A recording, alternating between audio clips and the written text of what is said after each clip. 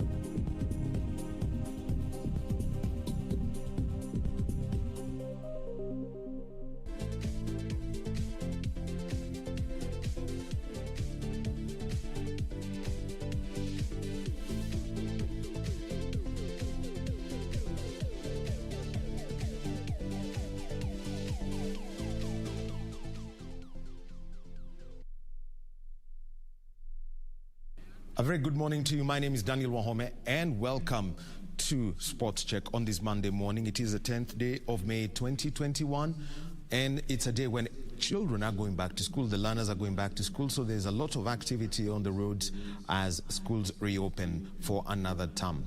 Those are part of the stories that we'll be taking a look at and also having conversations around sport. 3 interviews that we shall be having today. One is about the scourge in sport. We're talking about match manipulation, simply known as match fixing. We saw Zoo FC relegated from the top tier of Kenyan football to the 3rd tier of Kenyan football for match manipulation. We'll be having a conversation about that. It's a year of the Paralympics and the Olympics, so we shall be having a conversation about powerlifting, and we've got the chef de mission of Team Kenya to the Paralympic Games, Dennis Muga, and coach Lena Nyaboke, who's a powerlifter. We shall be having a conversation about that too. But let's start with one event that's going to be broadcast on KBC Channel 1. We're talking about the WRC Safari Rally. The good news is, so long as it was in Kenya, it was always on KBC. So that's part of what we've always said. We shall make sure that you get the best of sport and we remain your true sports partner. And to get into a conversation about the preparations of that, we are joined by motorsport writer and also motorsport trainer Abdul Sidi, who joins us via Zoom from Naivasha. And a very good morning to you, Abdul. Well, thank you, Abdul. And first of all, let's start with the events that were taking place down in Naivasha over the weekend. Meeting, first of all, with the medical delegate for the WRC Safari Rally from the FIA, Dr. Sam Bonival. First of all, tell us about the medical protocols that are going to be applied at the WRC Safari Rally. Yeah. Can you hear me? Yes, I can hear you, Abdul. Hello? Yeah, the line is not very clear. Too much echo, yeah? I cannot hear you here.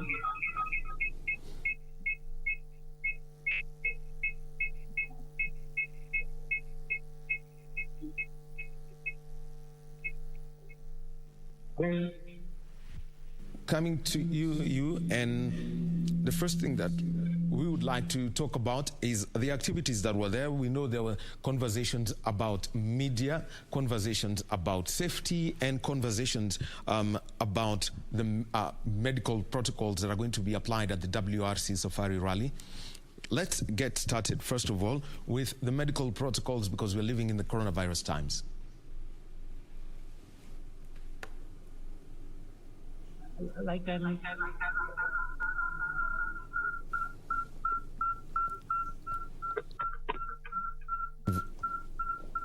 May have lost Abdul Sidi's connection via Zoom. He is in Naivasha, and over the weekend, the conversation about the WRC Safari Rally, lots of conversations. One, about safety, things to do with fans, and also to do, one is the fans, the other one is media coverage, and like I mentioned, KBC Channel 1 is the official broadcaster of this event. Then also we had conversations about safety. Are fans going to be allowed?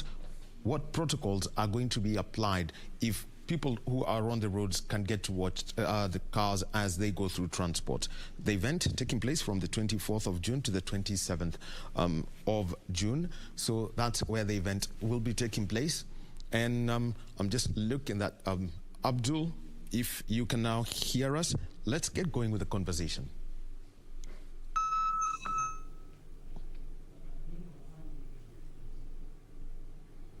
Mm-hmm. Okay, so we shall be trying to get back to Abdul Sidi, whose connection looks like it has broken. We're trying to get in touch with him from Naivasha, where the WRC preparation team was taking place. And also, one other conversation that we shall be having, and let's take a look at our guests in studio.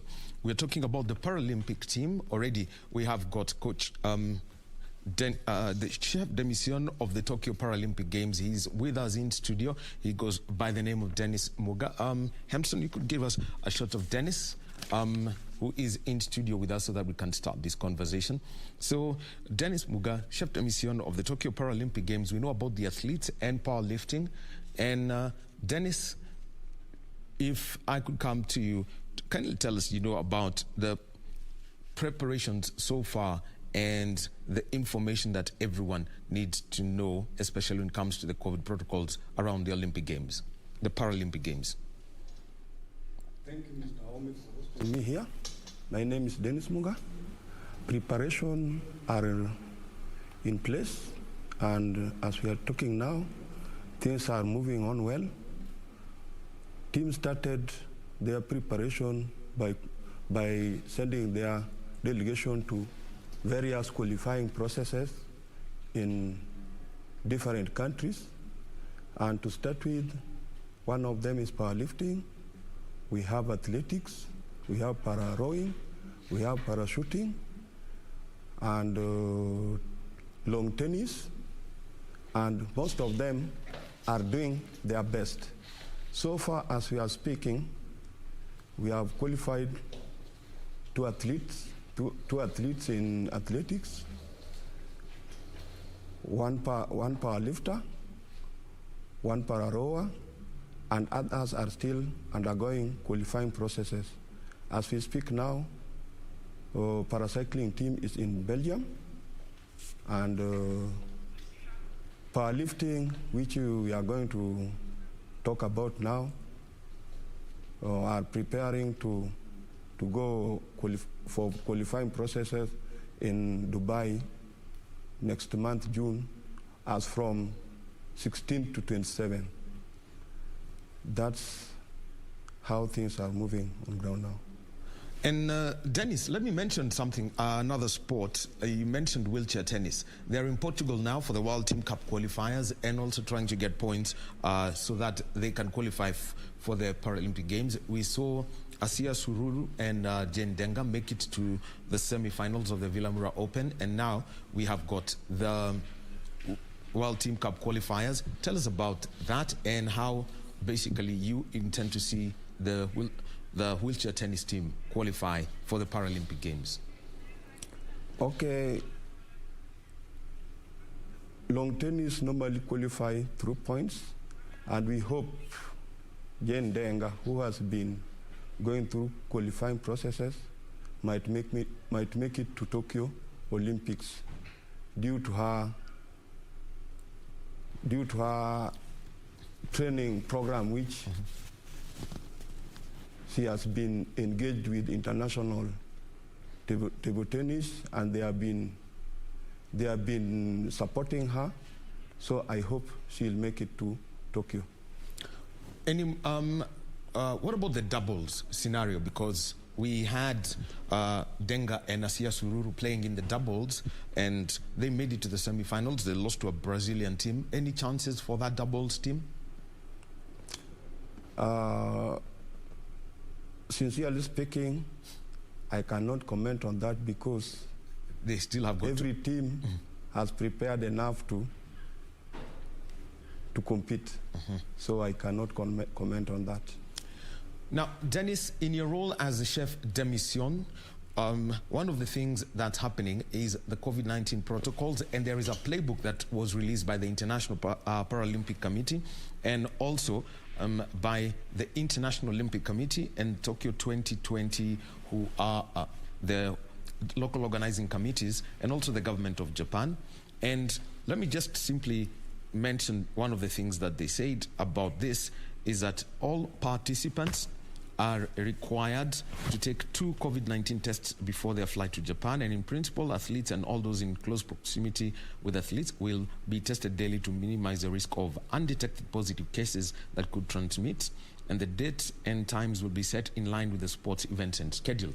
So what does it mean for you when it comes to traveling, planning for the travel, and also ensuring that these tests are done as per the playbook? It is true indeed. These are the requirements which must be put into place. And we as Paralympians, we have our team doctor who is looking into that everything is taken care of.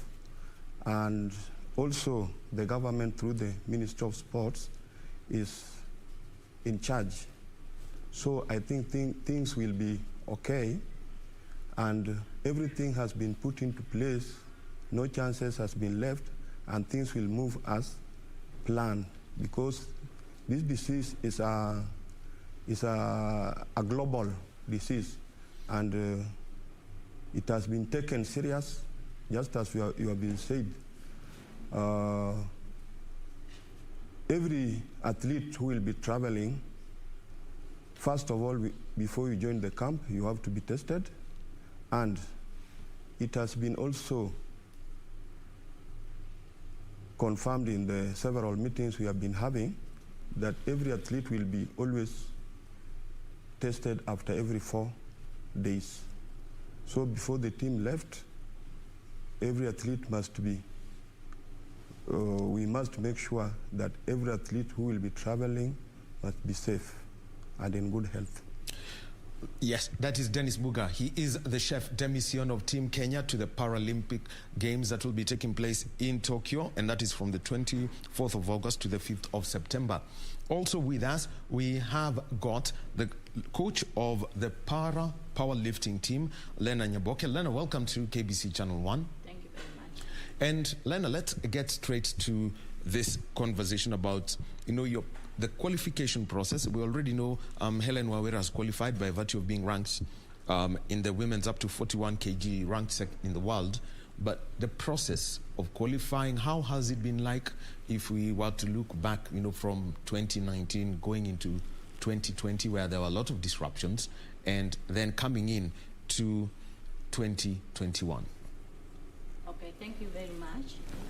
For the qualifying, we started earlier. You can say our qualification started 2017. We have been going to several qualifications. In powerlifting, we have different categories, whereby, like the case of Ellen, is under 41. We have 8 categories in we have 10 categories in the powerlifting. So we have women from 41 to 86 plus. We have men from 49 to 107 plus. So in every category, one participates. When you participate, there is good lift and there is bad lift. So when you lift good lift, you have a point. And when you lift more than your body category, it's also a point. So we have been doing that, and we thank the government for supporting us. We hope that as we are preparing to go to Dubai next month, we'll qualify maybe 2 more. Okay. Now, let's talk about now this lifting and the different weight divisions. So why don't we start with, for example, Helen Wawera, who's on the women's up to 41 kg division, who's already qualified. And you mentioned about a good lift and also lifting that weight, the whole set of weight that is way above your division. Explain how, for example, somebody who's under 41 is categorized when it comes to a good lift and also a lift that is over their weight. Okay, in 41 kg, we have, it depends on your body weight, and it depends how much you lift. For example, as powerlifting, we rely on the bench. Yes. We don't stand. So when you lift much, maybe for example, Helen is 41 kg, maybe can be weight 40 kg, but for now is lifting 93 kg. That is two times her body weight. Yes. Mm-hmm.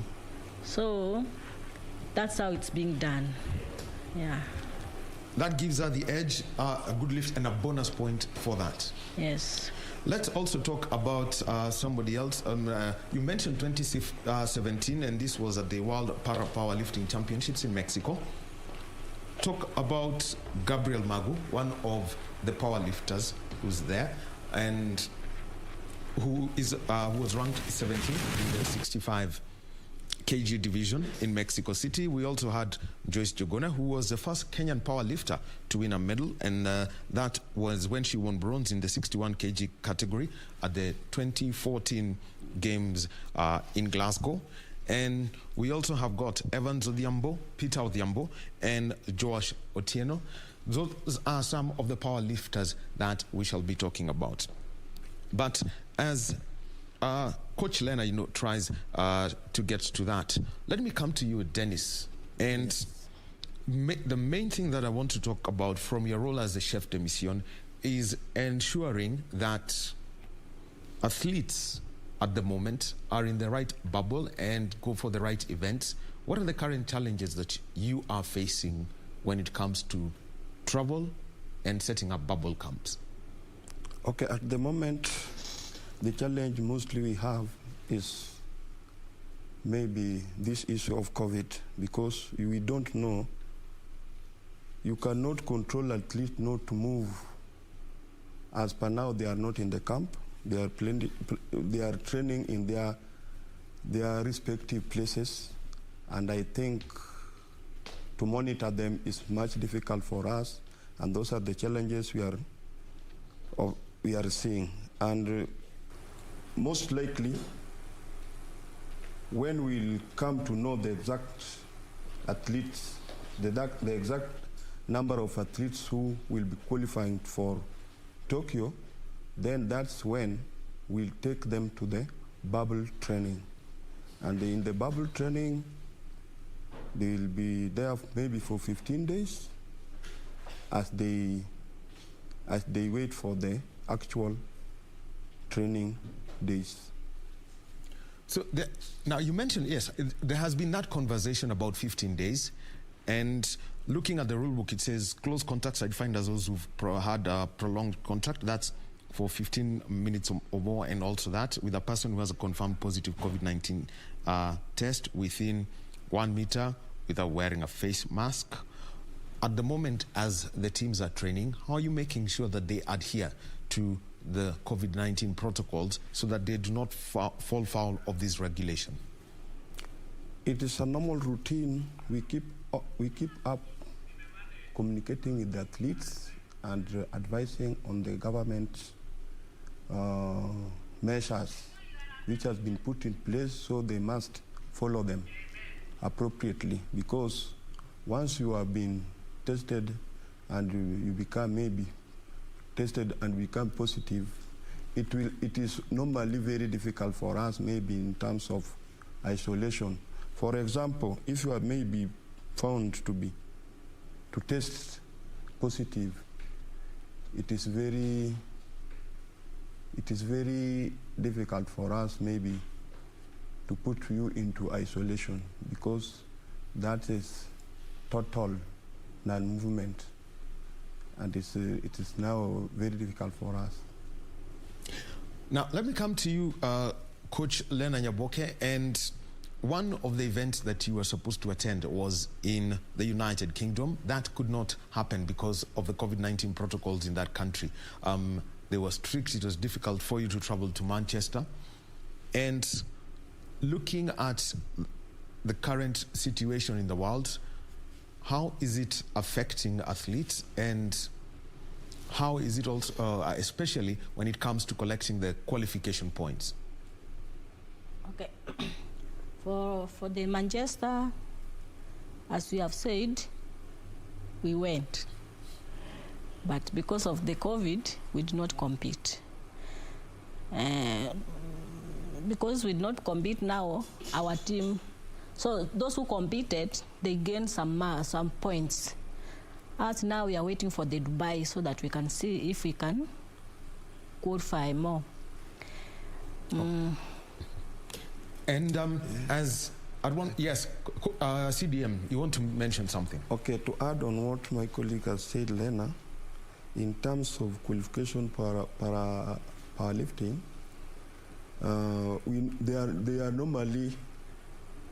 they normally as you carry the weight. The more you carry, the more high chances you get to qualify. So, for example, those who did not participate in Manchester, maybe there's someone who might have carried more weight than they could have carried. So it was disadvantage for them because they did not compete. So in terms of ranking, they are being overtaken with maybe new athletes or somebody who has trained harder. So they did not get that chance to participate.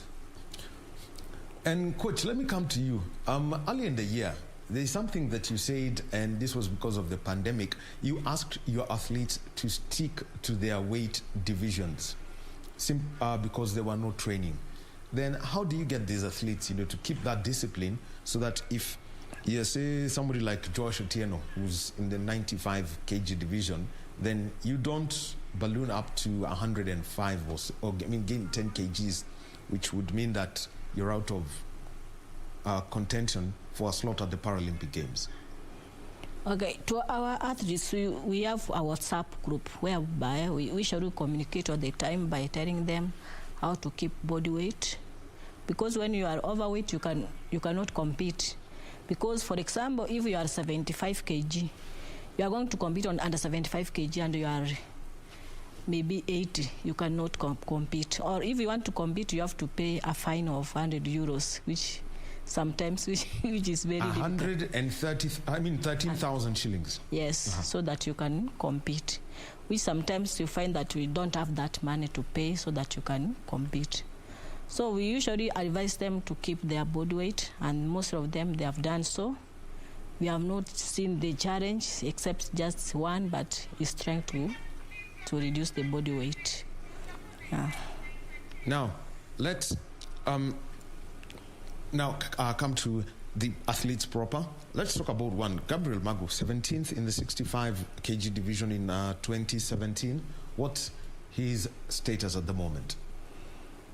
At the moment, we cannot say that Gabi can qualify because in the category they take from number 1 to number 8. Yes.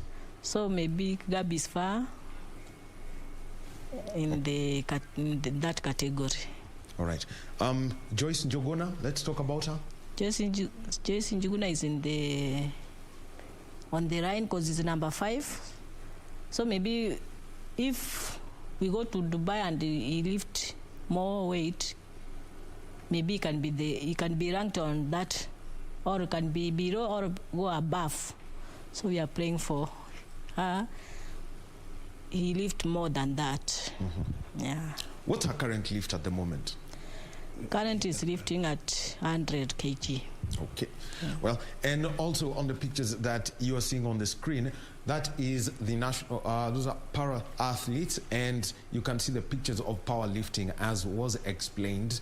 It's very simple. You've got to lie on your back and then do the lift of all that, and that's how they monitor the athletes and keep up with them. Training facilities at the moment, there's a point at which, gyms had been closed, all sporting activities were there. So how did you get to keep the athletes busy, Coach Lena? At the moment, our team is training at Steel City at Pangani. Others are training at their place, like Helen is training at Embu, where he's staying. And those who stays at Nairobi, they are training at City Steel. So the training is going on well, hoping to qualify more. Now, the whole event, the next event that you're going there is a Kenya is a Dubai FASA qualifier. This is the para event from the 19th of June to the 26th of June. And this is going to be the last event before the Paralympic Games proper. What are the opportunities that abound for Team Kenya when it comes to powerlifting at this event? Because Dubai is going to be our final qualifying, we are hoping that we are going to maintain, for example, Helen is going to maintain his number being ranked number 2. Also Joyce, we are trying to train so hard so that we can maintain our ranking number. Yeah. Now, I want to come to you, Dennis, as the chef de mission. This is one role that everyone knows is quite demanding. So, given the quota allocation as per the plans that you have, how then would you accommodate an extra 3 or 4 para lifters in your plan? Because the budget for these games, as happens, we've seen with the Olympics, it keeps changing as every qualifying event takes place. Okay, in our planning, we over budget for our athletes, knowing very well we might qualify more athletes, and in case we do not get where we are budgeted for, then it will be easier for us rather than budgeting for fewer people and you are getting more athletes. So our budget was above our expectation. So that's taken care of well. And now, when it comes to matters to do with the camp for the power lifters, as they prepare for the FASA qualifiers in Dubai, how is this being managed, knowing that we know we are 1 month away from this, but with the kind of protocols that are there, you may need to put them in camp for 2 weeks ahead of the travel? Okay, currently the team, as the coach has said, they are training at Steel City Gym. It is maybe, if I may say, it is very maybe within the Steel City, we don't know those they are mingling with there. So it is very risky for our athletes, but now being they have not get into the bubbles, it will just force us to be there, but keeping on communicating with them on measures to take while going there. Secondly, when they will be at the bubble training before they leave for the Dubai, I think there's a gym in Kasarani. Yes. And that gym, sanitizers is there. We have trained there before the team left for other qualifying processes outside the country. So that one will be taken care of, and I hope the team will be in good spirit to compete. And as Lena said, as currently 2 of our athletes are ranked top 8, and if they maintain that ranking status, then it's automatically they will make it to Tokyo, because top ranked 8 in the world in every category make it to Tokyo. Now, Coach Leonard, let me come to you, and let me just request my director, Hemston, to give us the videos of a power lifter in action. We know in normal weight lifting, you've got the clean and jerk, and you also have got the snatch. That is in normal weight lifting. So, given the pictures that are on the screen right now, tell us about the technique. You can also demonstrate it, and how then you consider what is a good lift for any power lifter. Okay, in powerlifting, as I said earlier, is that as we lie on the bench, so your hands should be straight. Then you, for example, you lift the bar this way. Come back to the chest here, on the breast, then up. That's a good lift. And how long are you supposed to hold on to that bar for a lift to be valid? Because we've seen at other weightlifting competitions, the moment they go up with a bar, there is a count of about 3 seconds. If you can hold it for 3 seconds, then it counts. In powerlifting, we are given 2 minutes. It's when you start. So you can take 2 minutes. You are given 2 minutes for your competition. So it depends with you how much minutes you will take. Yeah. Okay. But when you are lifting your weight, it should not be stay here for long. It is something. It comes like this, then lift up. Yeah. Explain that concept of, because we understand the concept of 2 minutes. That's from when you're set on the bench and you're given the weight. Where do they now start counting the 2 minutes? The 2 minutes is when you have already started. Is when you have sat on your table, your bench table. It's when 2 minutes are being counted for. Yeah. So that means for you to lift it off the rack and bring it up to your chest, and then up. Jack it to the top. How long are you supposed to hold it up there? You know that we have referees.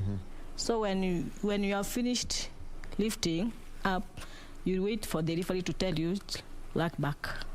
Yeah. All right, Dennis, you wanted to weigh in on something. Okay. I think what Lena was trying to say, once you have been called from the call room to the point you are going to start the lift, yes, it is 2 minutes. Once you have been called, they start counting. So if at all, by the time 2 minutes elapse and you have not started to weigh the lift, then you are disqualified. And the time you started lifting, you get the bar out of the rack this way. You wait until the referee said start. Before saying start, and you just go that way, that will be no lift. And they'll not tell you that you have not gotten the instruction from them. They'll just tell you no lift. And it's upon your coach to tell you, you did this, that's why you are told no lift.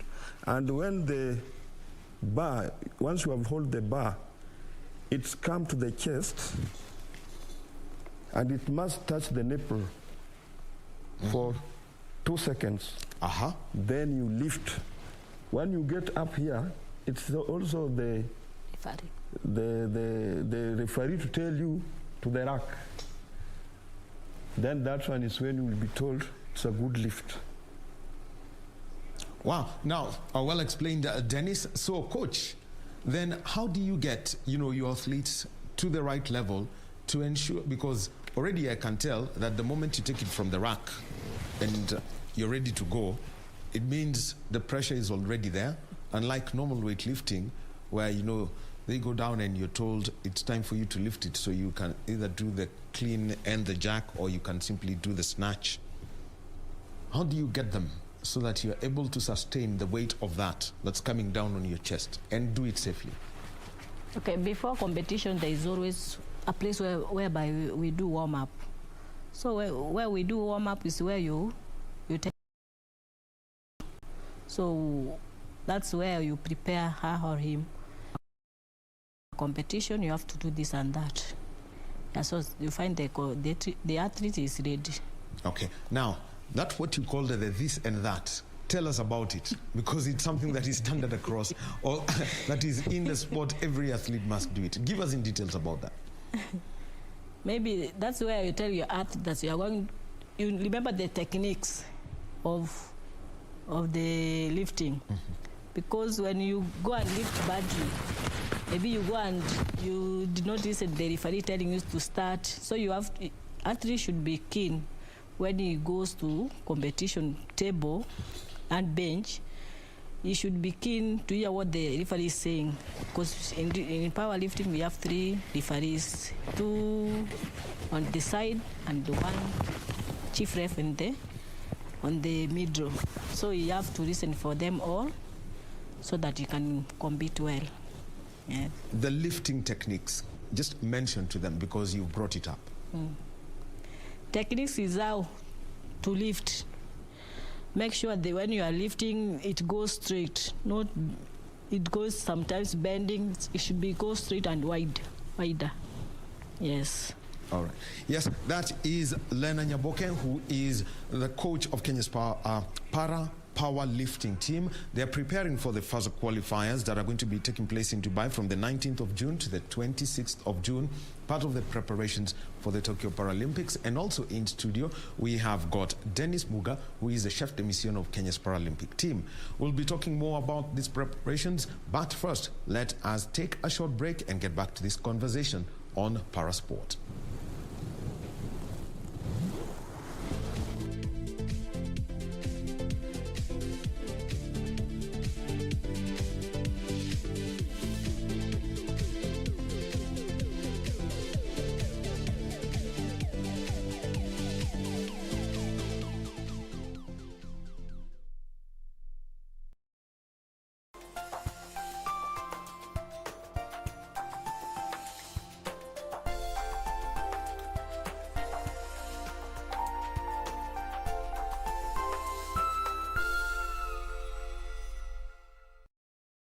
Tonight on KBC Channel 1.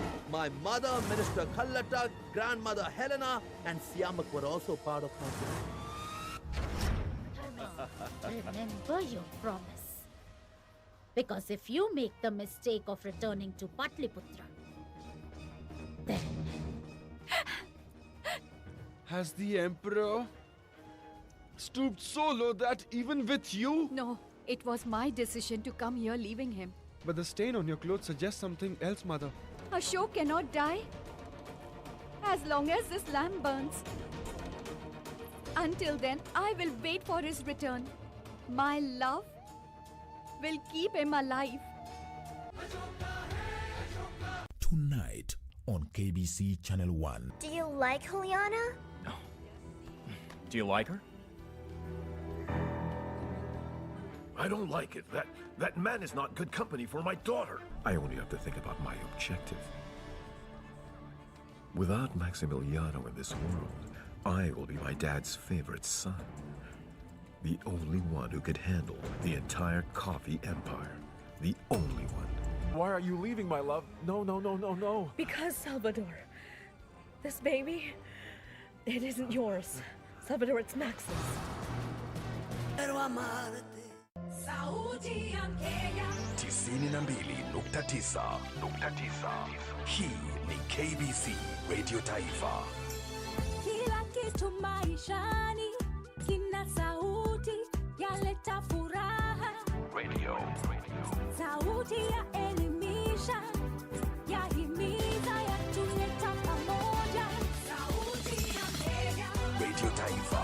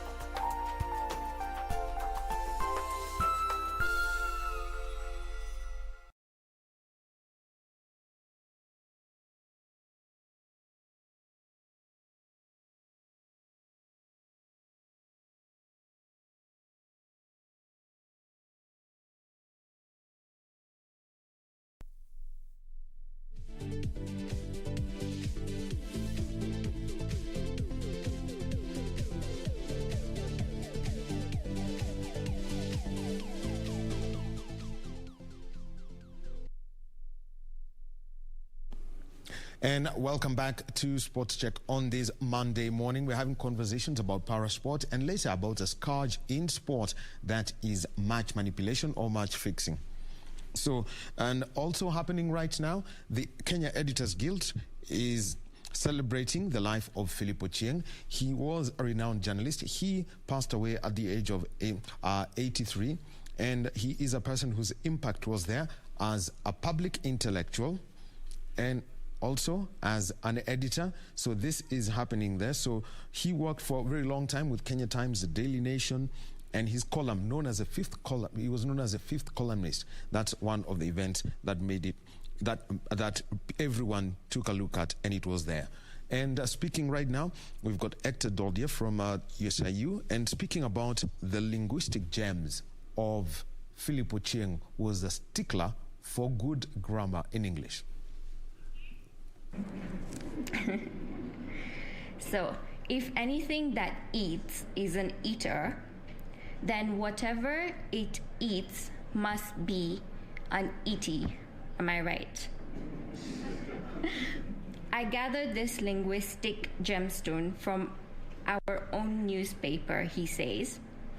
Indeed, I must agree that eaty is a handy little word for all that dainty things for which we lick our lips in any restaurant. The problem is that I cannot find it in any of my dictionaries. But apparently, our journalists and other graduates of our education system have been taught that whenever the doer is a word with an ER or OR ending, then the doer, the receiver of the action, must end with an double E. And so, thanks to the donor community, all our esteemed newspapers are happy to inform their readers that a country like Kenya is a dunny, sorry. Does that make sense to anyone? So yes, he has amazing words. He taught us a few different things that a dictionary may not teach us, for sure. Thank you.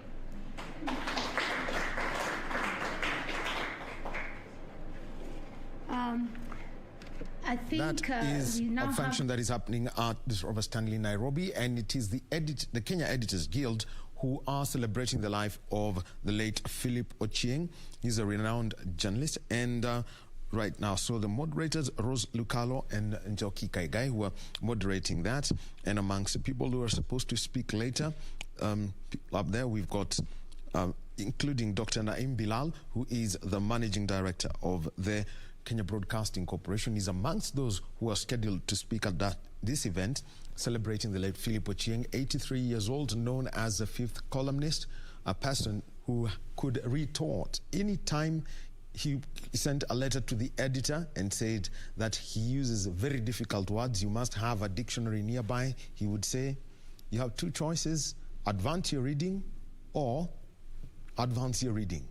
That's a man who challenged everyone, not just as a writer, but also as a public intellectual. Our reporter is Ruth Omboy, and she's going to be giving us the story of the celebration of the life of the late Philip Ochieng. We continue with our conversation, and it is about powerlifting, and we've got Dennis Mugo, the chef de mission of the Kenya Paralympic team, to the Paralympic Games that will be taking place in Tokyo, Japan, this August, from the 24th all the way to the 5th of September. And also Lena Nyaboke, who is a coach with the Kenya Powerlifting team. They will be headed to the Dubai First qualifiers. And right now, Dennis, let me come to you as also a powerlifter and a coach. Two women, we know, Helen Wawira and Joyce Njogora. We already have there's a lot of confidence that they will qualify. Tell us about the men in the team. people like Mariga Evans Odhiambo, Peter Odhiambo, and Josh Otieno? Okay. The main team, most of them opt out because competition was very stiff, and they could not make it to maybe qualifying standard. What are they afraid of? Others maybe changes their class. That's maybe they over.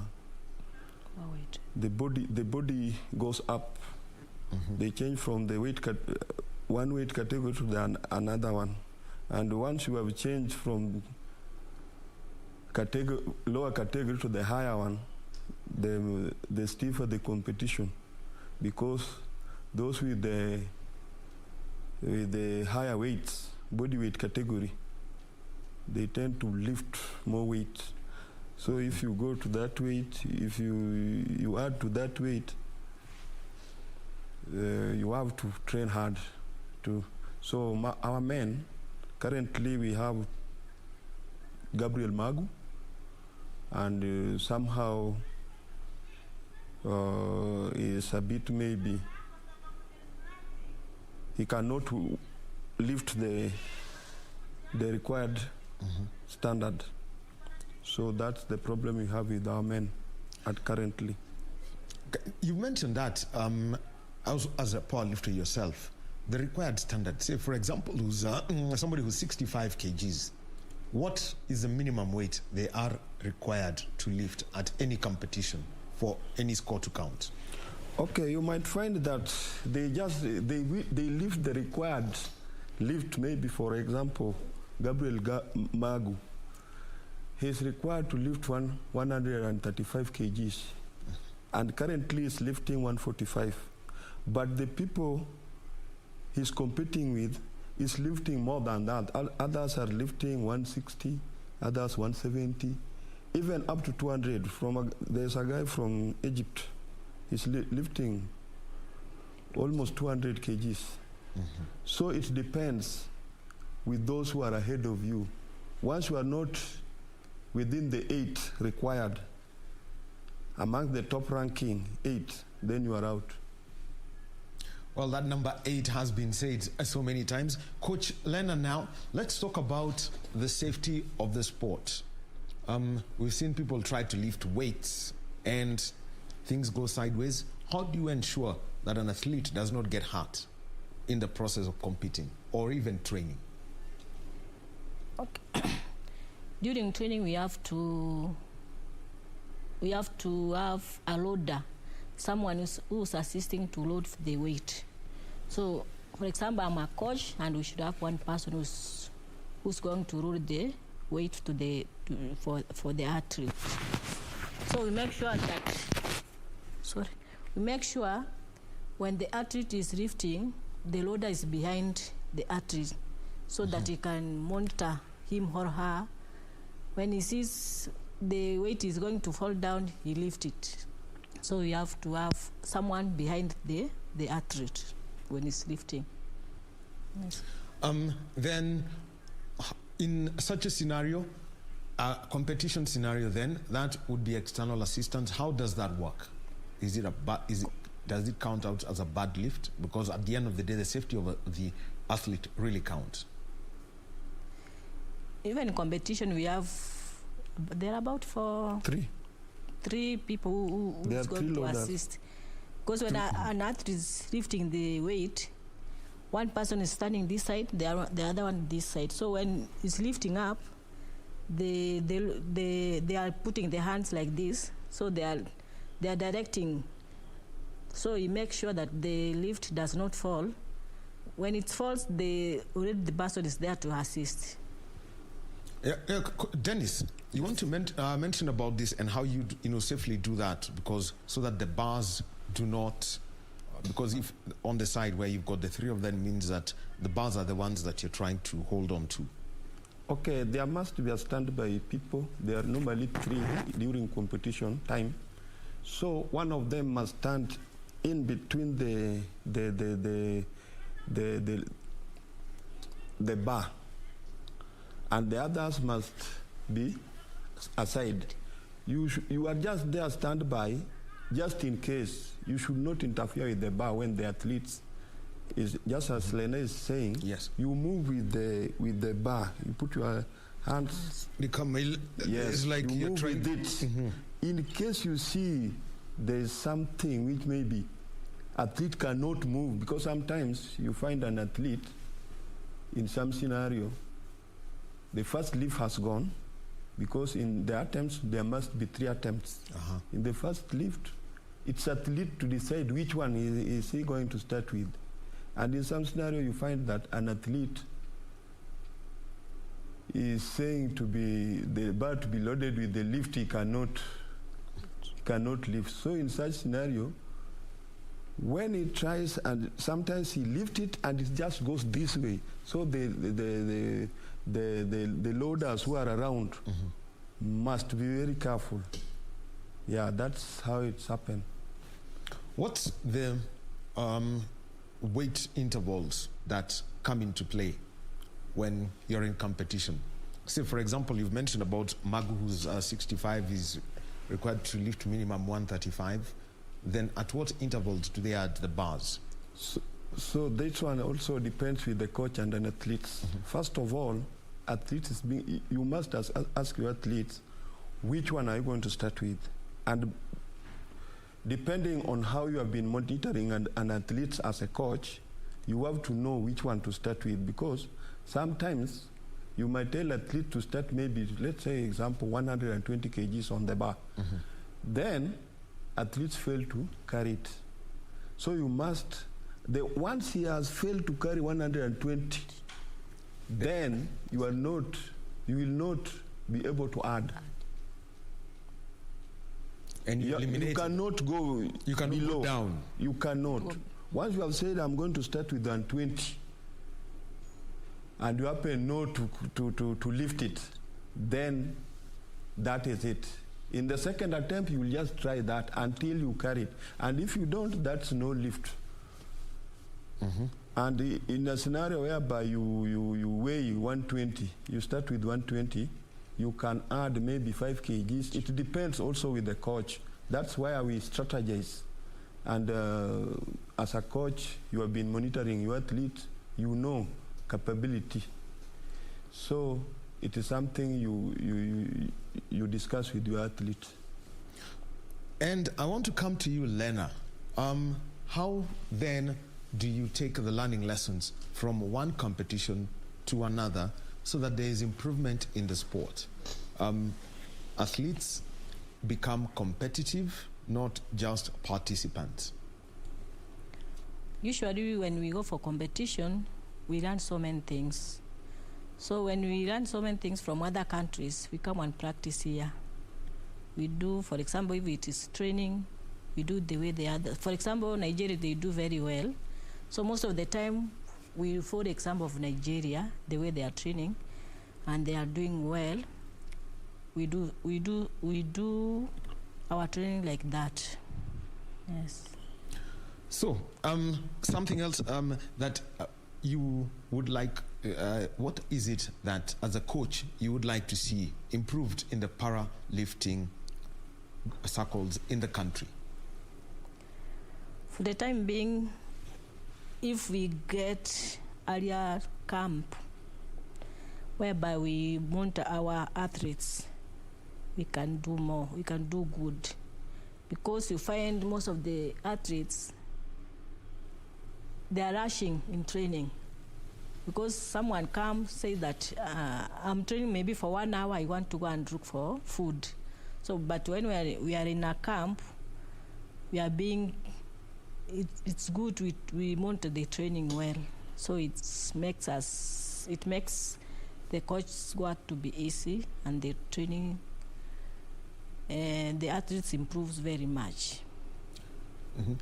And Dennis, equipment-wise, what is it that you do require? Okay, you just hit where I wanted to comment on. Because currently, as we speak, Mr. Wahome, even the bench we are using in the country is not the standard bench we required. So equipment-wise, we are much behind. And in case we can get even one bench, because there is a standard bench that when you lie on with your back, the entire body is on the bench. But here in Kenya, the bench we are using, you find maybe one leg is down, maybe at the back it doesn't fit well, you are not comfortable.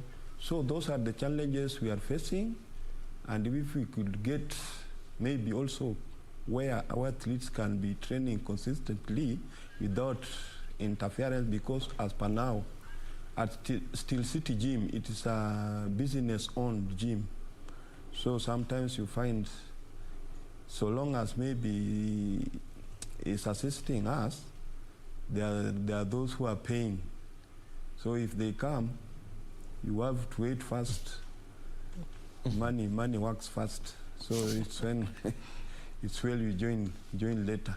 So those are the challenges, and as Lena is saying, if we could get where our athletes can be training like Kasarani, then I think it will be good to go.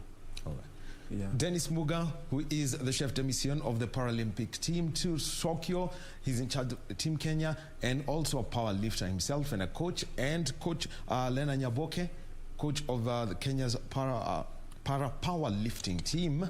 We want to thank you very much for being with us this morning on KBC Channel 1. We wish you all the best as you train and as you go for the further qualifiers in Dubai. They will be taking place on the 19th of June to the 26th of June.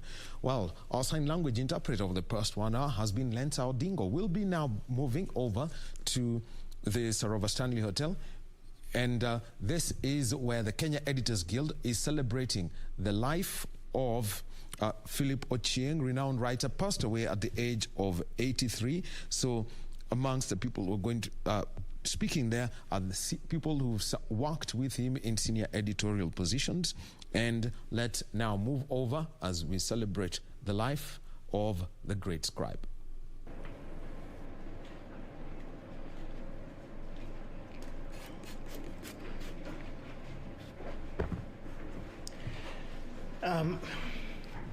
I don't know if it's morning or is it, oh yeah, it's still morning, right? I had Rose use some terminology of Titan, and I think it's fair to say that that must be the height of flattery for anyone to call some of us Titans when we are talking about Philip Ochieng. As a true son of the soil, I perhaps should have started by saying my names are, and apart from the rage that I'll get from Joe Dindo, I think that's the mere thought of what Philip would have thought about that would keep me awake the whole night. So I want to say that unlike some of the people I see in this room, I never had the privilege of working closely with Philip. Philip was this enigmatic figure, almost a mythical figure that some of us heard about when we got into the newsroom. And even for the period that we worked in the same building, I met him a couple of times, but not in any way as to say things that would be experiential in that way. But what I find so amazing is that the Philip that I read in those columns is the Philip that I hear many people talk about here. So I believe that he was a truly authentic person. I never sought to find out some of the more mysterious things we had about him, such as that he never used to have a mobile phone, that he claimed it complicated his life. I never asked Wangedi whether that was true. There was also a rumor that he never drove himself, and I never again sought to find out, because such was the almost mysticism that surrounded the persona of Philip Ochieng as we were getting into the newsroom those many years ago. So as we are here to celebrate the life of this great journalist, I think many of us would be reminded of just how important our trade is, because this is someone who had a great impact. Just listening to the very different generations of people who have eulogized him since he departed just a couple of days ago, I think is testament to the great journalist that Philip was, and the great legacy that he has left, even as we sit here today to remember and to celebrate the footprints, the many footprints that are truly eternal that he has left on our shores as he passed by here. Many, of course, will remember the grammar lessons, but I think that they were really more than that. I think Philip, as some people have noted here, had this unique ability to basically discuss everything under the sun, and do so with a considerable degree of competence that would inspire anybody who had an interest. It is only Philip who would explain with a straight face in some of those columns that the word Oriental had certain roots in the Luo language, and that was quite interesting when I saw that, because Philip Ochieng was many things. He was both intellectual and journalistic. I know that Professor Nyabuga will ask me whether those two things don't usually go together. But anytime people move to the academy, there is always fear amongst us as journalists that we have finally lost them. But I think Philip was able to straddle both worlds of intellectualism and hard-nosed journalism that would deal with day-to-day questions, even though he dealt with them in his own way. And Philip was, as someone said, he was cantankerous and provocative, and he was also annoying. But he was so beautifully so that he got away with it, that you would not read his columns and feel nothing. That was Philip. And I think that that is a great lesson for us. We always say in this business that if you did something that nobody said anything about, then perhaps you didn't do anything at all. And I think Philip exemplified that in very, very special ways. He had what I think some people have rightly said. He had almost a certain kind of literally impunity, because he could. I had the students who were talking about the license he had to even attempt to create certain words, and of course many of us who are Kenyan would know the kind of impatience he had with things like. I can be able to do something, like for example, the big quarrel about several times and severally, the question of continuously or is it continually, and all of these things we will keep remembering. And for some of us who sub-copy, some of those things will hit you, and then you can remember a certain column that you read by Philip Ochieng. So I think that as we are here celebrating, we must remember the many things. Actually, when I was looking at reading a few things that people have said, I bumped into a certain interview that he did with someone who was doing an academic paper. I think it should have been probably 15 years ago. And so Philip is quoted because this person, I think her name is Rebecca, was trying to find out something about the use of language in Kenyan newspapers, and he did a content analysis of the Sunday Nation. And so he interviewed Philip about the kind of environment in which they did their trade. And Philip said this, and I'm quoting, "We have a problem that some of our staff can't think in English, but rather in their mother tongue. This affects the quality of the newspaper in that thinking is done in the mother tongue and translated into English." Then he said there's an even more serious problem We have in Kenya today people who are neither efficient in their mother tongue nor in English. They are tongueless. They are ignorant. They suffer from speech illiteracy. If somebody tells me you are lost, I immediately shoot back that that is not English. That was Philip. The things that we say all the time and imagine that they make sense, and he didn't fear. Have you ever found words that everybody uses that you almost think correcting them would be a terrible thing? So he had that courage to stand up for what he truly believed, at least from seeing his writings. So as I finish, I think that this period of reflecting back on the life of such a great journalist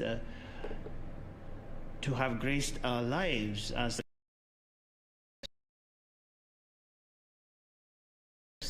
standing on this moment is for us to get back to the basics of our business. I think there's so much that we've lost along the way as journalists, as circumstances change, as the environment in which we work has changed. But I think that the writings and the general behavior of this great man in our midst should push us to get back to square one, as someone said, about what is truly important about the work that we do. That even though technology has moved some ways since the days that he entered a newsroom, that the work we do as journalists has not changed, even if the means, the tools, and perhaps the environment in which we do it may have changed considerably over time.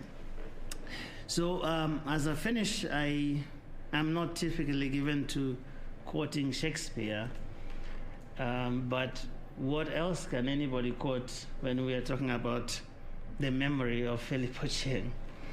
And so I will go a bit cliche and just quote the famous oration of Mark Antony at Caesar's funeral, that here is Caesar, here goes Caesar, shall we say here goes Philip, from amidst whence cometh such another. I think it is a question we must ask ourselves. Are there more Philips left in our midst? Are there people who will stand for the straight and narrow of our business? People will not cut corners with how journalism is supposed to be done. I think that's a challenge that Philip Ochieng leaves us with today as we remember his well-lived life, and as we await for somebody, hopefully, to stand someday and say certain things about us when we go that same route. Because at the end of the day, I think it is what people remember us with that will really count. And so let me also say, and so ends the story. Thank you very much.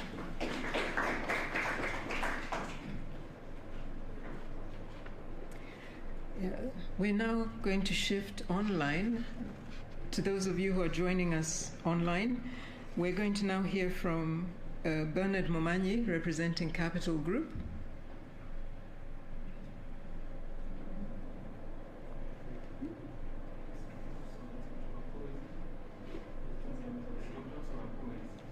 Okay, I understand he has dropped out. While we try to get him back, let us hear from the Standard Media Group representative, Ochieng Rapuro. Welcome.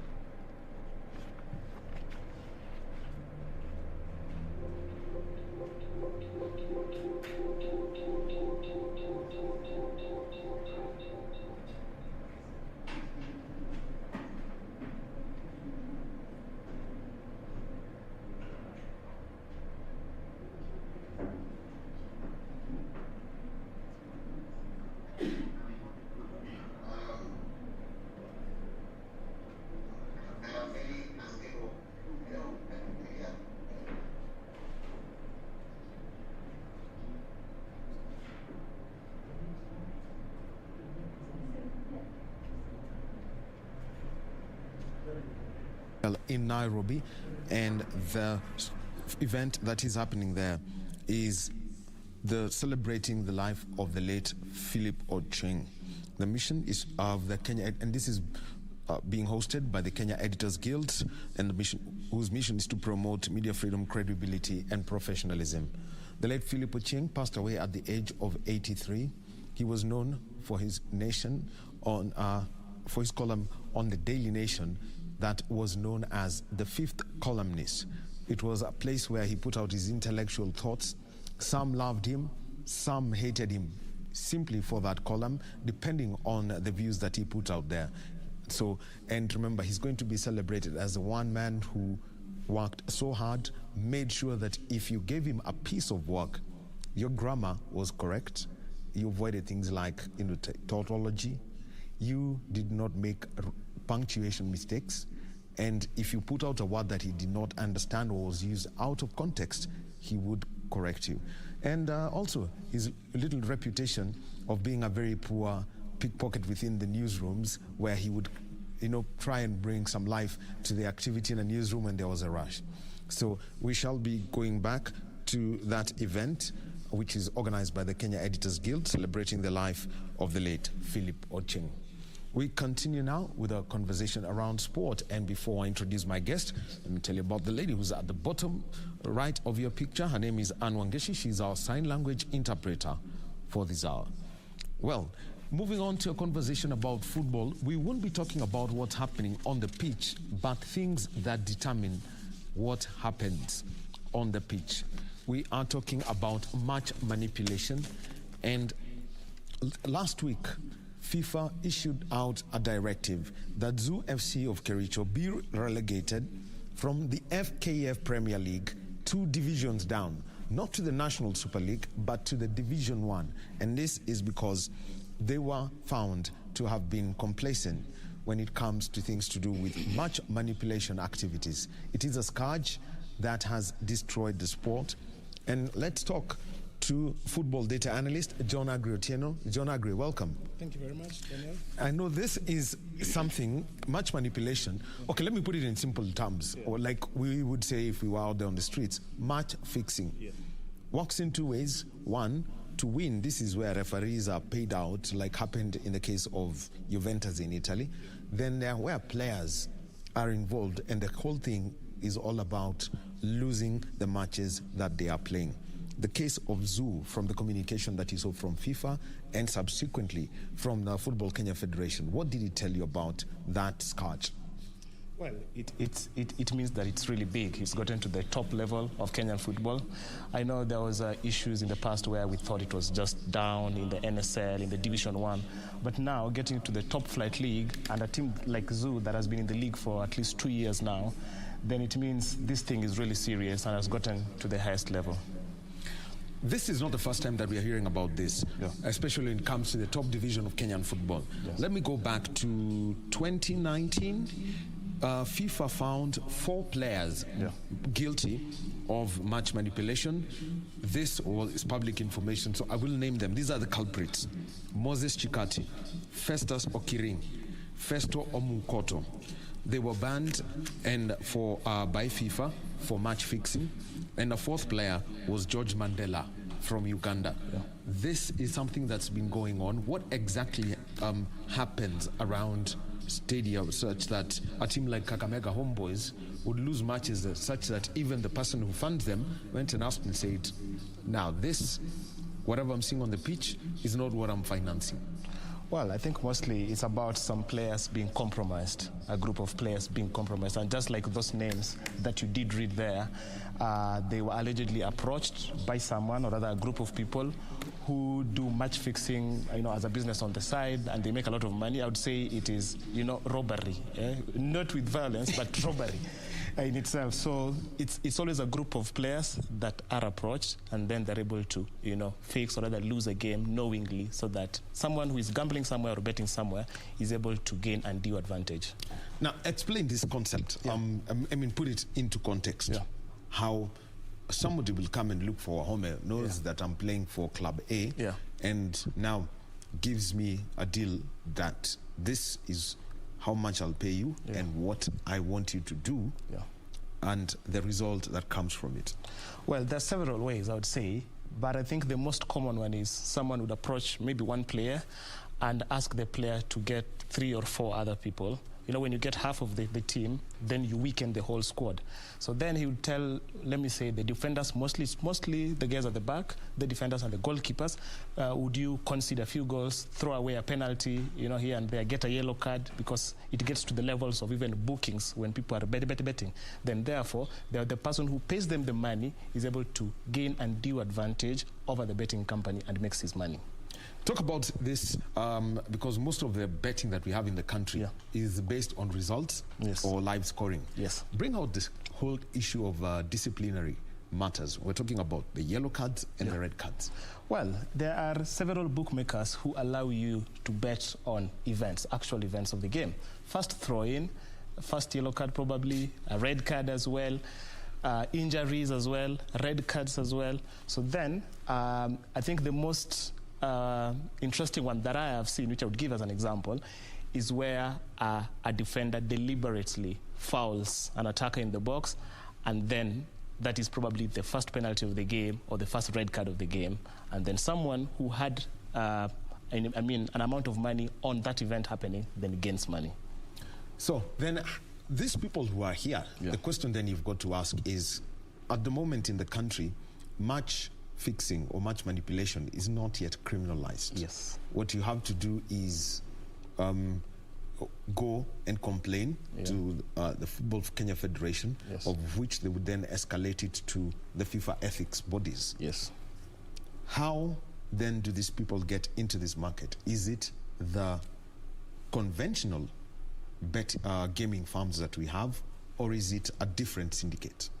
I think it's a different syndicate. I think betting companies, to be honest with you, they wouldn't gain much from this. It's betting syndicates that get into this, type of organizations with players to then try and get undue advantage over the betting companies.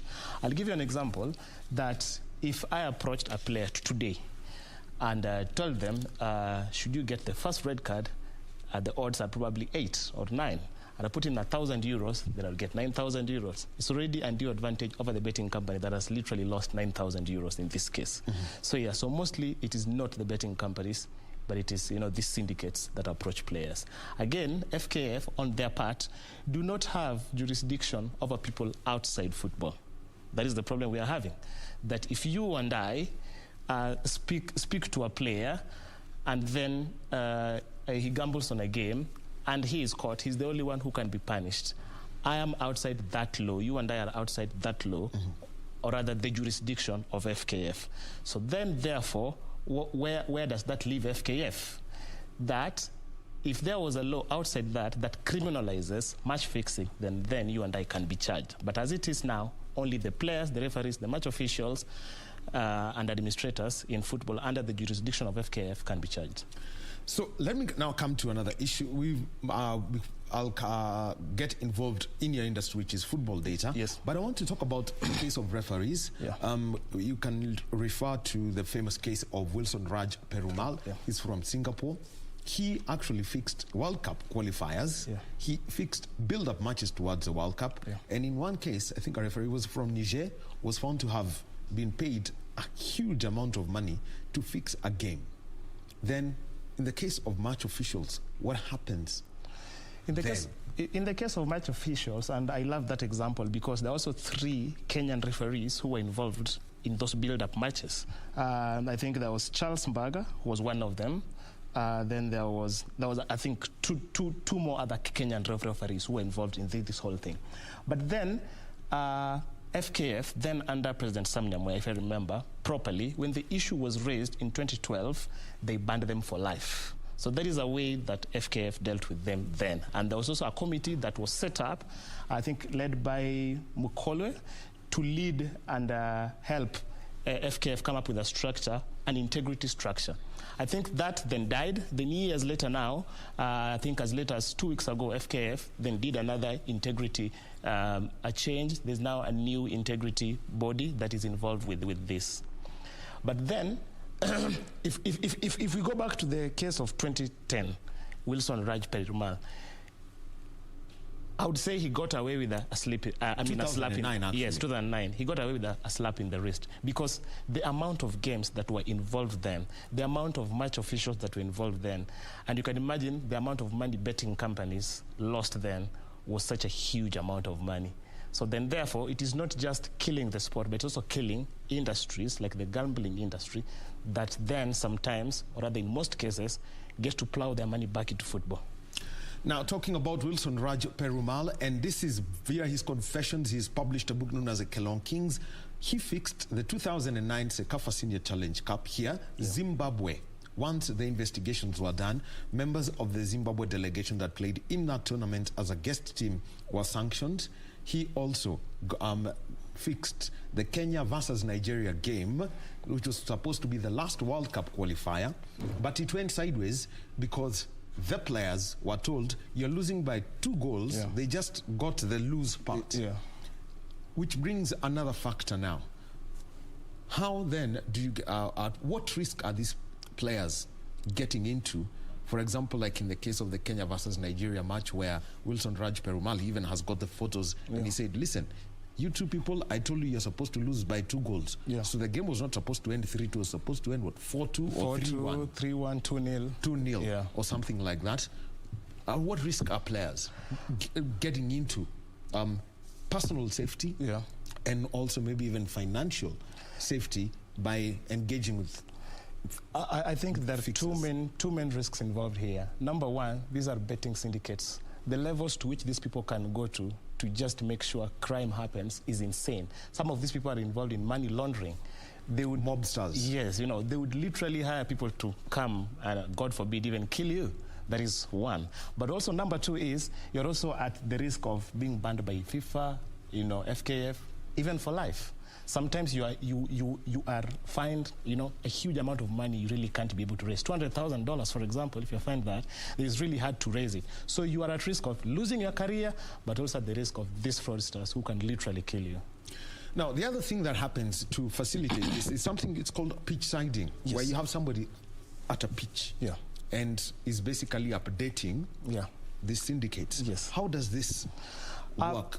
Pitch siding, I would say, occurs in 2 ways, and I think mostly it's that case of Bandari that comes to my head. Yes. When they were playing against Sony. Yes. Yes. Oh, yeah, the communications officer, Steve Haywood, was supposed to be with us, but he's not feeling well. Yeah. So, yeah, we wish him well, and he actually blew it. Yeah. He went public about what had happened. Yes. So pitch siding, I would say, occurs in 2 ways. There are sports data companies that get this live data to betting firms so that you're able to bet live, all right?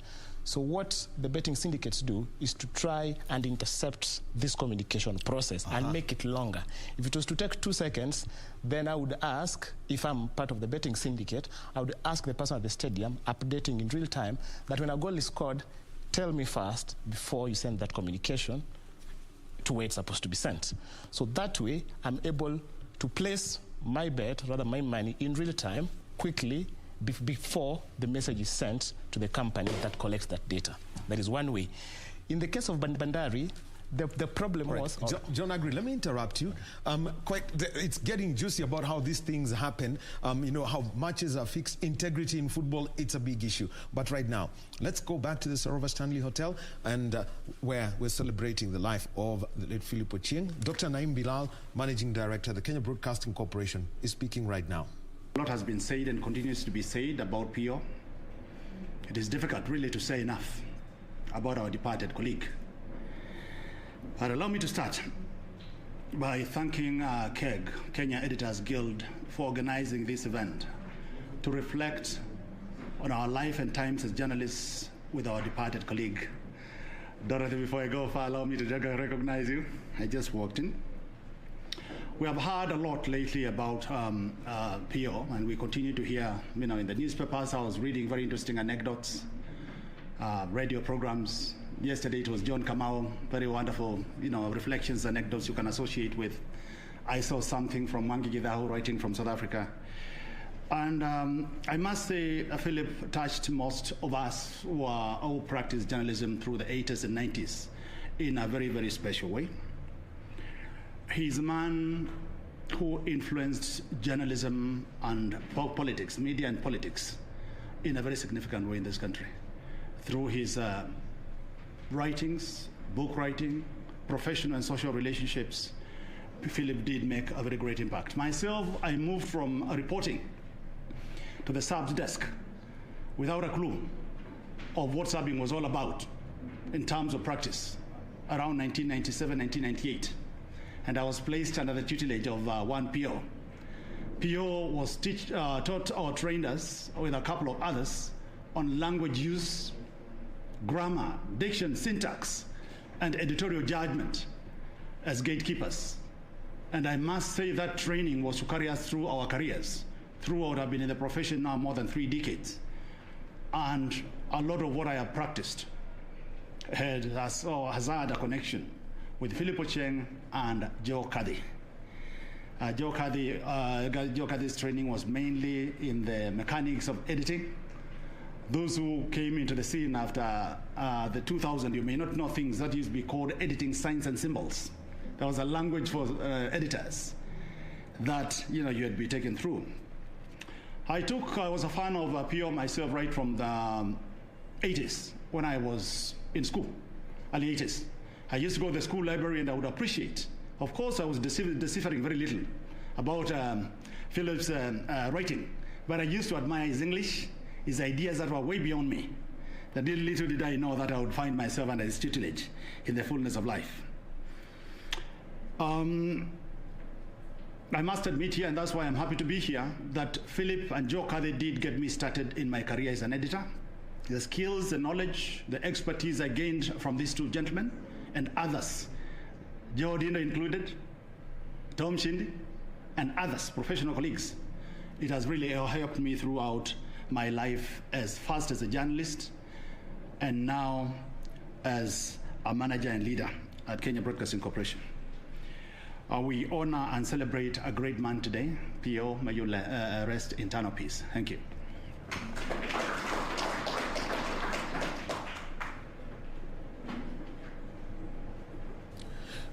Well, that is Dr. Naim Bilal, Managing Director of the Kenya Broadcasting Corporation, and he was speaking at an event that has been organized by the Kenya Editors Guild to celebrate the life of the late Philip Ochieng, a scribe who really set the standards up there. And Dr. Bilal speaks about the training that was given to him when it comes to editorial judgment, grammar, and syntax, and the influence that the late Philip Ochieng had on media and politics in the country. He was known as a fifth columnist, and basically a fifth columnist is where you've got an enemy within.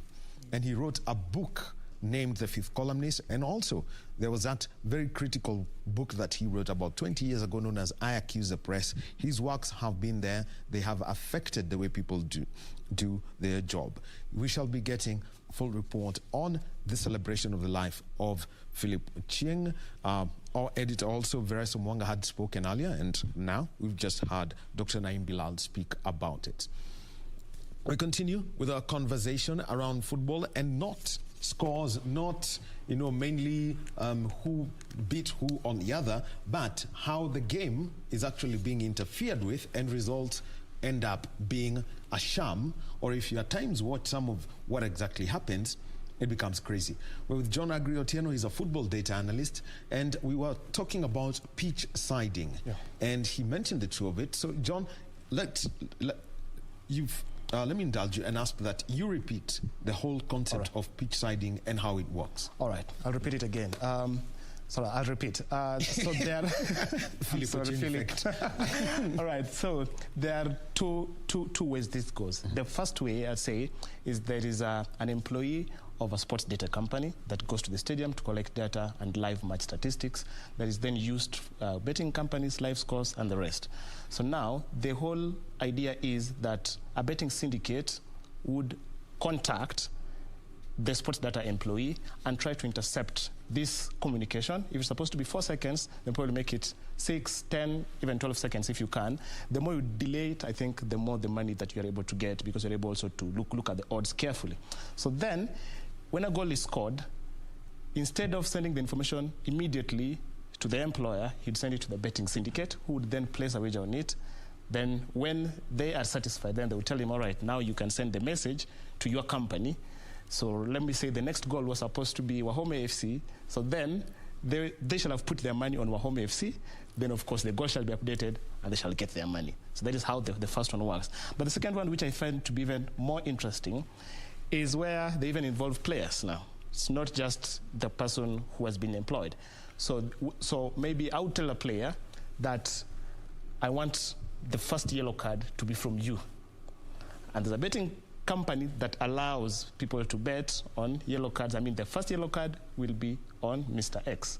So what Mr. X will do on the pitch is to alert the guy on the stands who is updating to tell his betting syndicate that is about to commit a yellow card offense. So probably he would make a gesture, let me say, lift his shirt over his head, just do something that they had agreed on. Okay, lifting your shirt over your head immediately, that's a straight booking.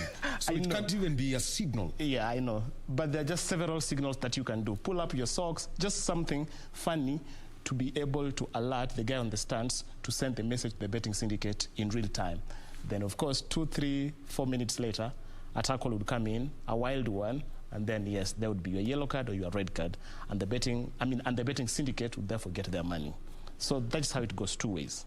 So now, from that pitch siding thing, I want to ask a question. Yeah. I'm keeping up with a game that's happening, say, for example, like Zuhu are there. Yeah. They're playing against Nzoia at the Kericho Green Stadium. Yeah.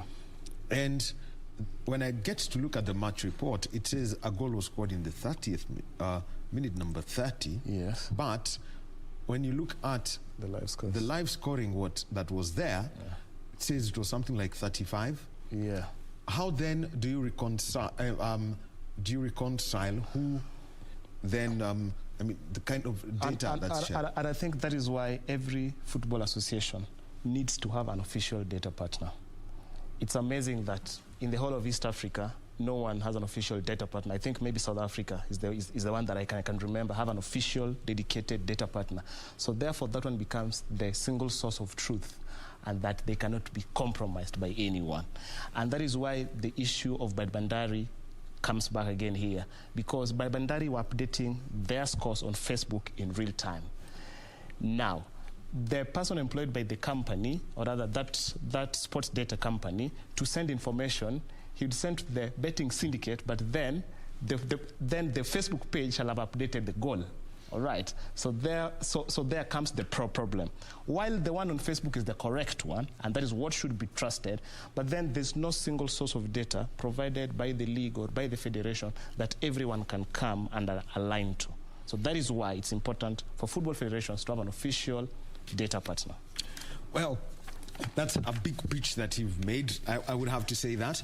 But overall, the risks when it comes to the other group of people who've been accused are journalists. Yes. Their involvement, because they're actually the people who are covering the game, and some actually live tweet games. Yes. Or whatever they do. What risk exists? It's a huge risk. I think let me first start by giving examples of how journalists would actually be involved in this business. There is something called insider information. Journalists generally are insiders to what happens in sport. I would know that this player is injured. I would know that this player is not going to start. So then I would give that insider information to a betting syndicate and tell them, you can bet on this, that this player will not start. Probably everyone knows that that player is going to start, but because I have inside information, I speak to the footballer, I speak to the team manager, then I'm able to have that information. That is just one way. Another way is most journalists are the ones who end up employed by sports data companies, either on the side or just as a main job. So then if you compromise them, then now you're able to compromise that whole live data system. Yes. Now, this is your industry, football data analysis. How dirty then can it get if this is allowed to continue? It can get really dirty. It can get to the levels where now it is just, outright crime, where players would be literally shot outside stadiums if they didn't do what a betting syndicate wanted. That is how bad it would get. It would get to a level other leagues would be scared of getting players from our country to go and play in their leagues, or rather thinking that they're part of, betting syndicates. I've seen examples in Italy where some coaches cannot get jobs because the last 2-3 jobs that they held, there was issues with betting. or rather there were issues with players that they signed. So you'd find a coach literally signing this player when he moves to this club, moves with that player again to another club, moves with that player again to another club. Yet literally it's a big part of a huge betting syndicate. So then that is the risk that we face. But then also, we also face the risk of our match officials as well not being trusted, not just by FIFA, but by CAF and even close at home by SECAFA. And some people ask, can we have this criminalized? Yes, we can. By law. I'll give an example of the Pakistani cricket team. They were involved in match fixing, and the people spent 8 months in the coolers. Yes. The people involved. Well, it is very, very possible. All we need is intent, and serious intent. That is why we have, the sports ministry. That is why we have a sports minister. That is why we have people at the Ministry of Sports. That is why we have FKF officials. All we need to do is to get the eyes of Parliament and get a policy document to them.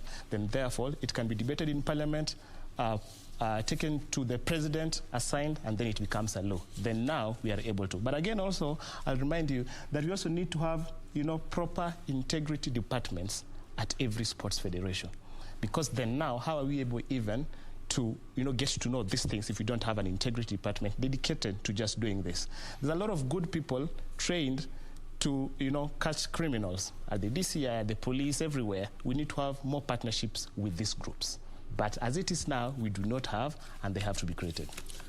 The other one people say is you're not paying your footballers, you're not paying your coaches, you're delaying the payment of the referees.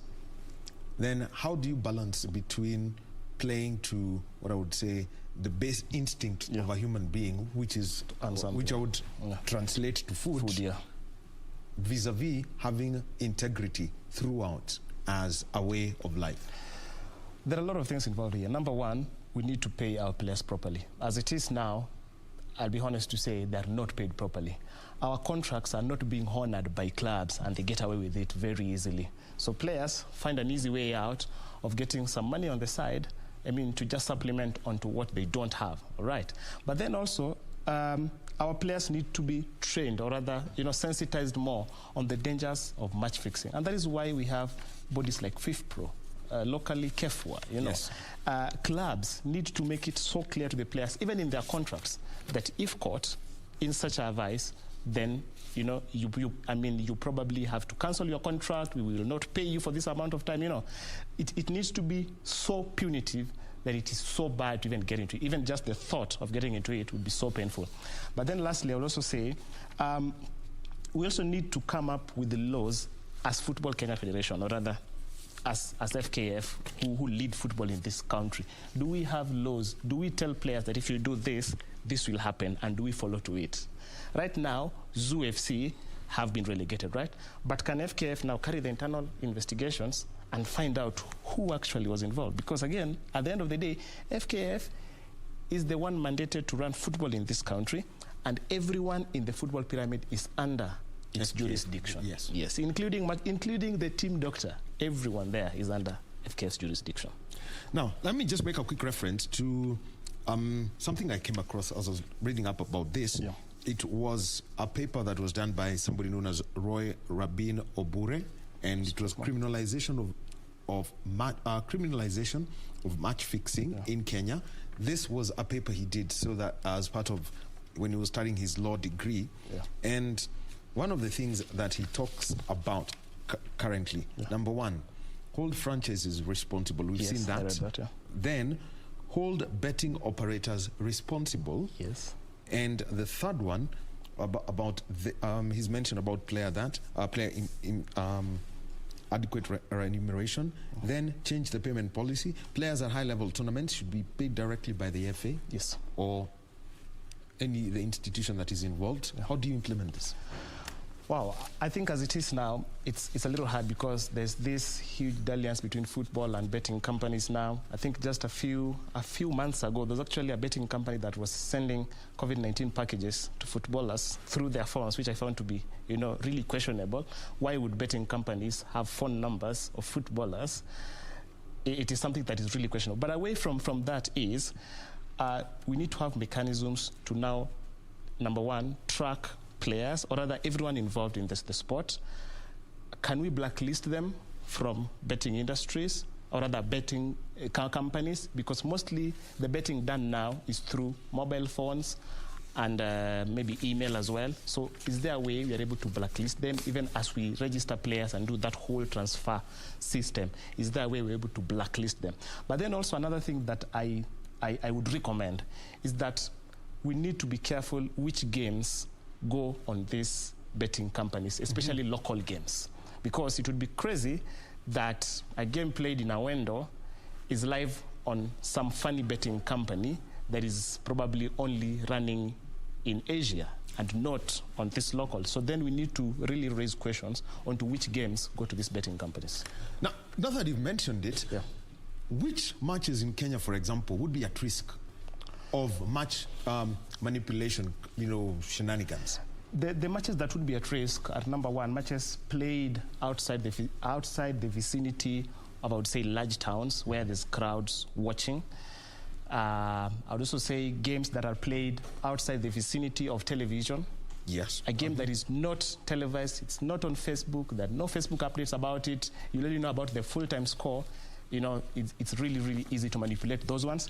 But then also I would say that games where kickoff times are changed, let me say, 2 hours to the game, 3 hours to the game, then they really raise a lot of questions.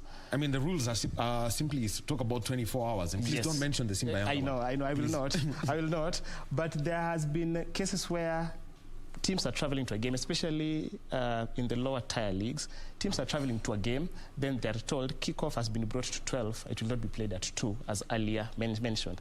Then, you really do not know what has happened in and around that game to make it be played at that time. Mostly the argument is always weather reasons. We think it will rain at that time and not at this time. Then also you throw the fans off the track because they're ready to come to the game at 2, but now you're brought in the game at midday. Generally, yes, because if it kicks off at noon, at 2 o'clock it will be done. Yeah. That's not how it works. Yeah. Well, a conversation about that, integrity in football, and the one question everyone's asking, if the old FIFA, as the Gianni Infantino refers to the old FIFA, and he says that we don't want to look like a criminal organization anymore, then can we look forward and see a clean sport? Let's move on to a bit of conversations, and this is about matches that are going to be live on KBC Channel 1. Yeah. This is your home of African football. The CAF Interclub competition quarterfinals will be played this week. Friday night, MC Alger against Wydad Casablanca. And then on Saturday, that's on the 14th. On the 15th, Kaizer Chiefs against Simba. And that's definitely going to attract a lot of people. Also playing on Saturday, Belouizdad against Esperance. And we also have got Al Ahly against Mamelodi Sundowns. You don't agree? Yeah. Let's start down here. Kaizer Chiefs and Simba, which way? Wow, it's hard to call it. I think this is going to be a really huge one. Kaizer do not have their fans in the stadium. Simba allowed some fans in the stadium. Well, CAF has said no fans, but the only thing is you never know. Yeah, you really never know. Especially when a team is playing at home, you really never know. Plus, these rules get to change in 2-3 hours' time. But I would say Simba have a huge chance in this one. They have a really, really big chance. Alger, Wydad Casablanca?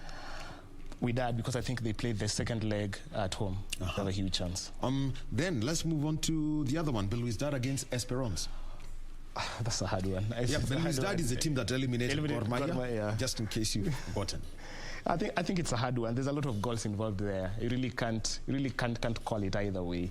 I think it gets decided on the second leg. Now, let's talk about jingles. Pitso Mosimane. Al Ahly, the club that he's now coaching, is going to be playing against Mamelodi Sundowns, his former employers, and also, interestingly enough, the club that is owned by the current CAF president, Patrice Motsepe.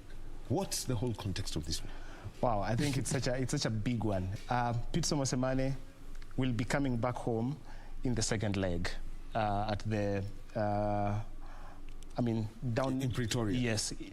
So I think for him, it's like coming back home where everyone loved you, and then you have to get a result against them. It's going to be really, really hard. Again, remember, Mamelodi Sundowns, in their hierarchy now, there's no head coach. There are 3 coaches at the top. 2 of them were his assistants when he left. So it's, it's a really interesting one.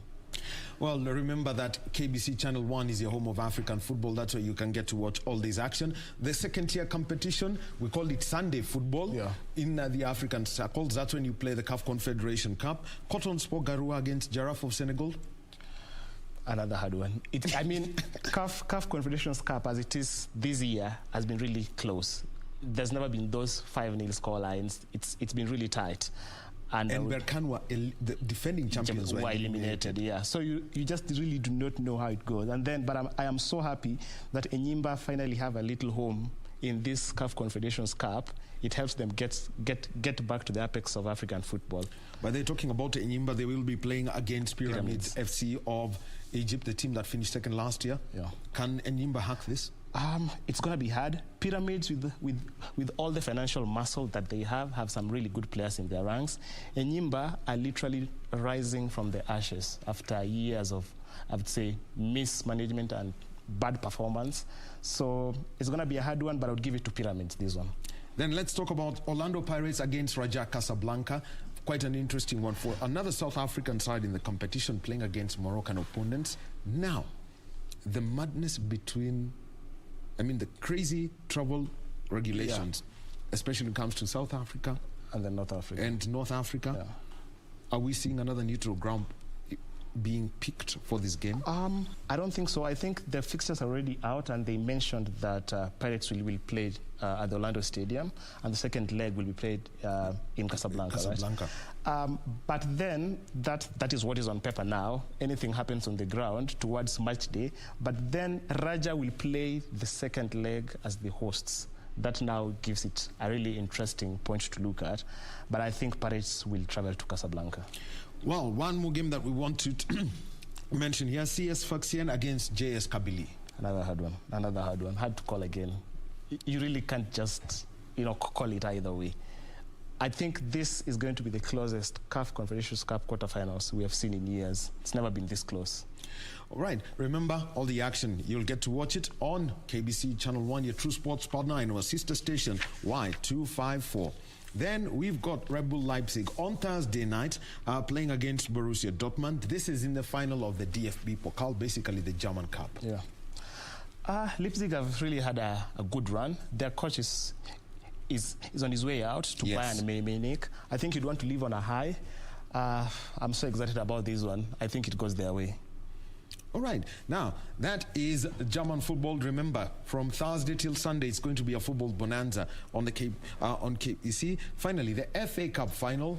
Remember, this one's going to be played on Saturday. It's Chelsea against Leicester City. The Battle of the Blues. Wow, Chelsea are in some great form, I would say. Knocking out Real Madrid from the Champions League over the weekend, beat Manchester City, came from behind and won 2-1. Suddenly, Leicester are going to look at themselves and think, wait, perennial chokers one more time. Brendan Rodgers is there again. I think I'd give it to Chelsea. They are so good right now. On a one-off game, they win it, and this is a final, they will. Well, that's a prediction. Remember, 7:15 p.m. on Saturday, the FA Cup final is going to be live on KBC Channel 1. We've brought you the tournament from the start, and now it's coming to a close. Do not miss any of the action that we shall be giving to you. Well, thank you very much, John Agri, for your insights on the integrity of football. You now know, basically what people do, and you end up with strange results. We've seen it happen to our national team. Yeah. We've seen it happen at a Sekafa tournament. And strangely enough, according to somebody by the name of Wilson Raj Perumal, even at an Olympics and at a World Cup, it can be crazy. At the end of the day, remember, integrity really counts. It does not hurt you. It's time for me to leave, and coming up next will be Tamrini, and joining us is Timothy Kibnusu. That's our Swahili News Magazine. On behalf of the team that put this production together this morning, I want to say thank you very much. And to you, our viewer, have a good day. My sign language interpreter over this hour has been Anwangeshi. Be blessed. Thank you.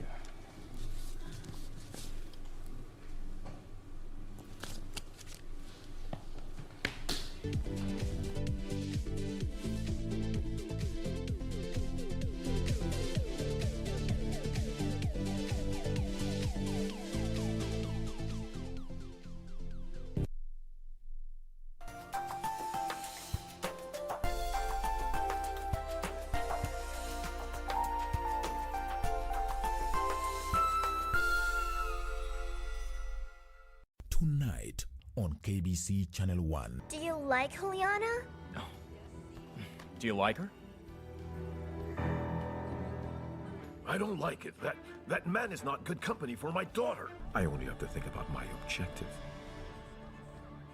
Without Maximiliano in this world, I will be my dad's favorite son. The only one who could handle the entire coffee empire. The only one. Why are you leaving, my love? No. Because, Salvador, this baby, it isn't yours. Salvador, it's Max's. Tonight on KBC Channel 1. My mother, Minister Kallata, grandmother Helena, and Siamak were also part of my family. Remember your promise. Because if you make the mistake of returning to Patliputra, then...